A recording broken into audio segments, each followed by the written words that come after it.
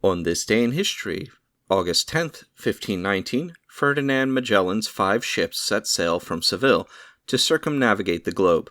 The Basque second-in-command, Juan Sebastián Elcano, will complete the expedition after Magellan's death in the Philippines. Included in the following is an excerpt from the 1944 edition of the Encyclopedia Britannica, going over the history of Magellan fitting out the expedition.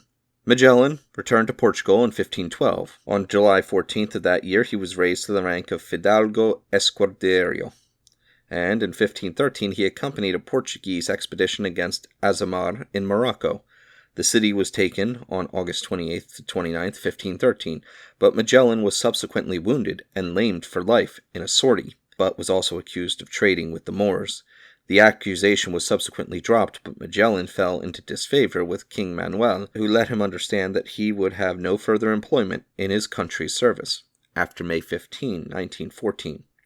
Magellan formally renounced his nationality and went to offer his services to the court of Spain.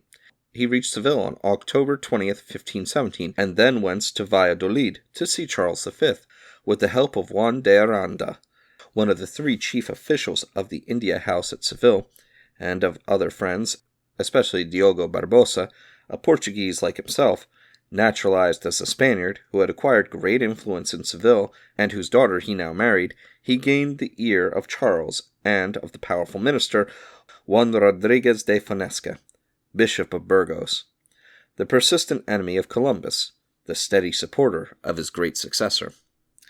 Magellan proposed to reach the Spice Islands of the East Indies by the west. For that purpose, he hoped to discover a strait at the extreme south of South America, and is said to have declared himself ready to sail southwards to 75 degrees to realize his project. Roy Faliero, the astronomer, another Portuguese exile, aided him in working out his plan, and he found an invaluable financial ally in Christopher de Haro, a member of a great Antwerp firm who owed a grudge to the King of Portugal. On March 22, 1518, Magellan and Faliero, as joint captains-general, signed an agreement with Charles V, by which 1/20th of the clear profits were to fall to them. Further, the government of any lands discovered was vested in them and their heirs with the title of adelantados. On August 10, 1519, the fleet of 5 vessels under Magellan's command left Seville and dropped down the Guadalquivir to Sanlúcar de Barramedi, at the mouth of the river, where they remained more than 5 weeks. On September 20th, the Armada put to sea. Of the vessels which composed it, the Trinidad was the flagship, and the Vittoria, the only one which accomplished the circumnavigation. Antonio Pigafetta, of Vicenza, an Italian gentleman who had left the best history of the voyage, went as a volunteer in Magellan's suite. Faliero stayed behind, having cast his horoscope and found that the venture would be fatal to him.